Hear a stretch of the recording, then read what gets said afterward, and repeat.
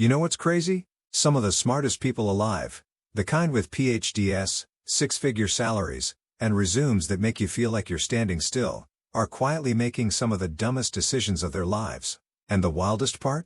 They have no idea it's happening.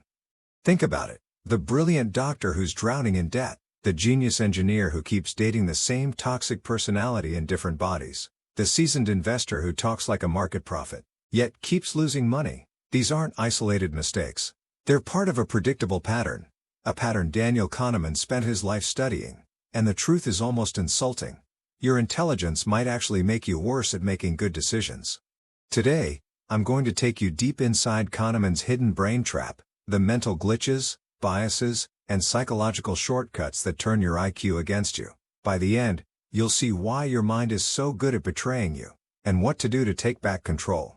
But before we get into it, do yourself a favor, hit subscribe right now.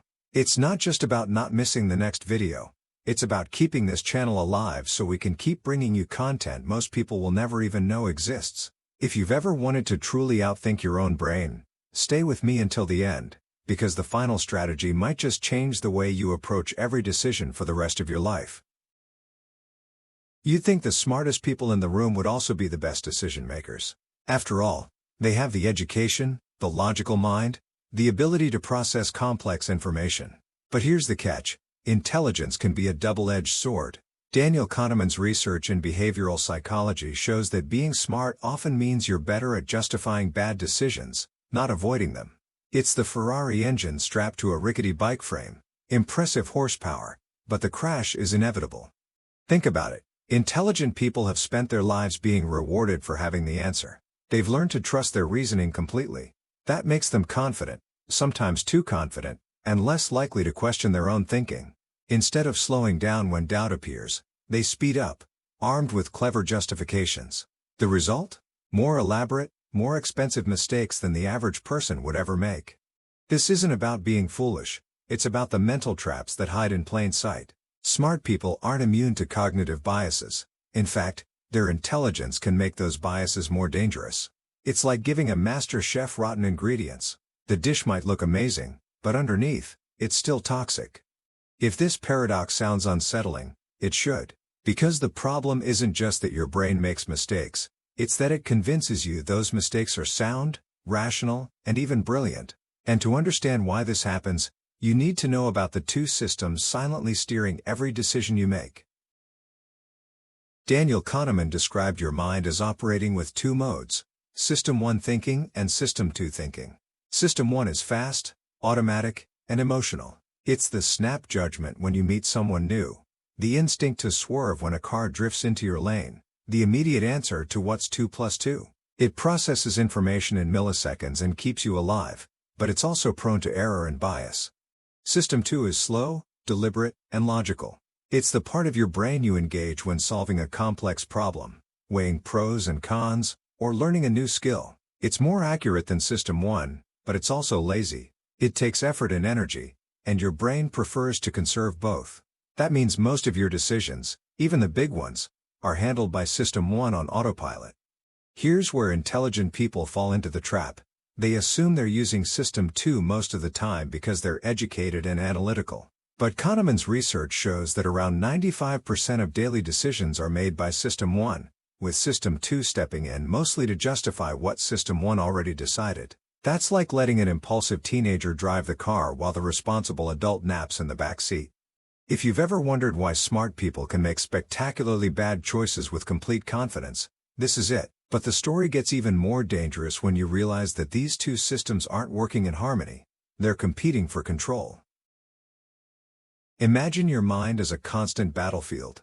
On one side is System 1, the guerrilla fighter. Quick, instinctive, emotional, always ready to act. On the other side is System 2, the general.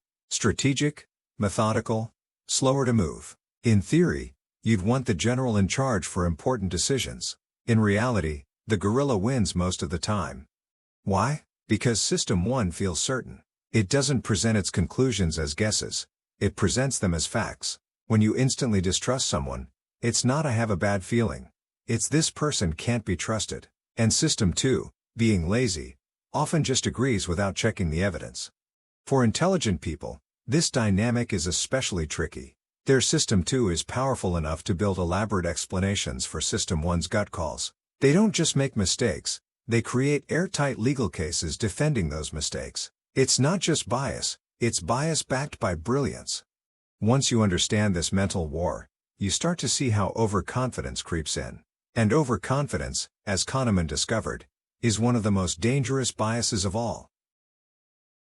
The more expertise someone has, the more likely they are to overestimate their accuracy. Kahneman found that financial experts, medical specialists, and corporate leaders consistently predict outcomes with more confidence than their track record justifies.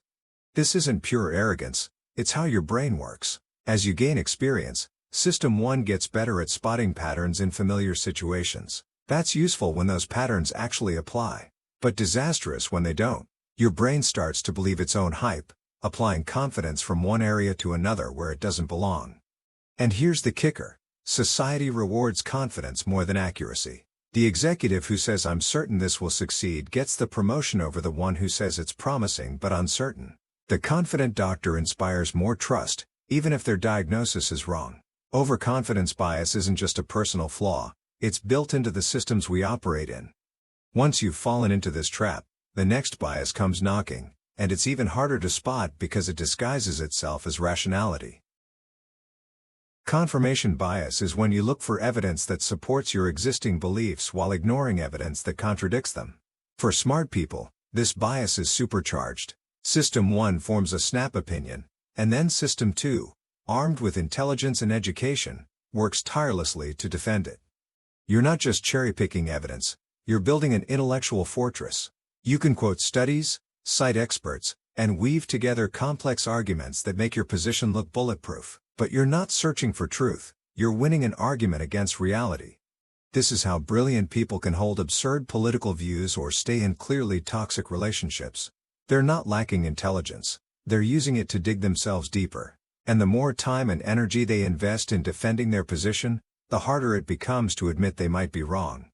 And even if you manage to loosen the grip of confirmation bias, there's another trap waiting, one that manipulates your sense of probability without you realizing it. The availability heuristic is your brain's shortcut for judging how likely something is to happen based on how easily you can recall examples. It's why people fear shark attacks more than heart disease, even though the latter kills hundreds of thousands more every year. Smart people believe they're making decisions based on data, but memory plays a bigger role than they realize. If you just read a news story about a startup that got millions in funding, you might overestimate your own chances of entrepreneurial success. If a friend just lost money in crypto, you might suddenly view all cryptocurrency as risky. Media outlets understand this bias and exploit it. Dramatic, rare events dominate the headlines because they stick in your memory, reshaping your sense of reality. And when your reality is skewed, so are your decisions. But sometimes, the bias takes hold before you even start thinking, from the very first number or idea you encounter.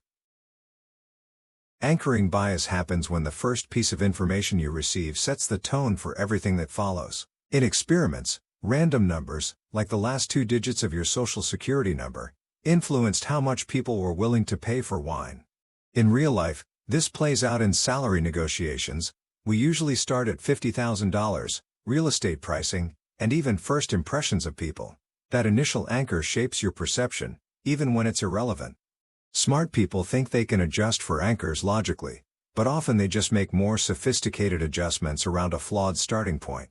It's like building a beautiful house on a crooked foundation. The craftsmanship doesn't fix the tilt. By now, you've seen how deep these traps go. The question is, can you break free? The first step is slowing down. When the stakes are high, don't trust your first instinct. That's System 1 talking. Force System 2 to wake up. Sleep on big decisions. Write down your reasoning and revisit it later. Second, keep a decision journal. Record what you were thinking when you made the choice, including what you expected to happen. Review it later to spot patterns in your errors. This turns vague self-reflection into hard evidence you can learn from. Third, practice intellectual humility. Treat your beliefs as hypotheses to be tested, not truths to be defended. Ask yourself, what would change my mind? And actively look for that evidence. Surround yourself with people who will challenge you, not just agree with you.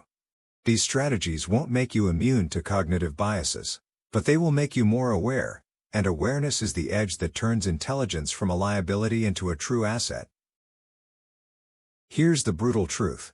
Your brain has been lying to you your entire life.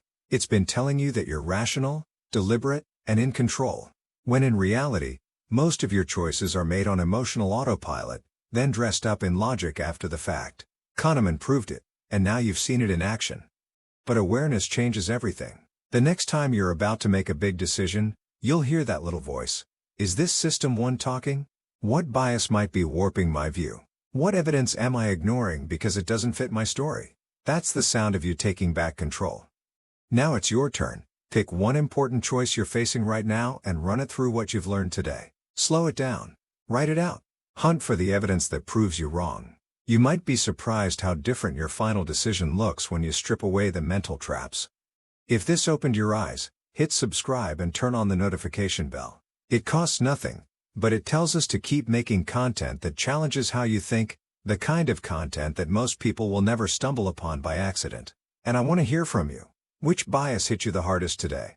Was it overconfidence, confirmation bias, the availability heuristic, or something else entirely? Drop it in the comments. Your insight might just be the wake-up call someone else needs.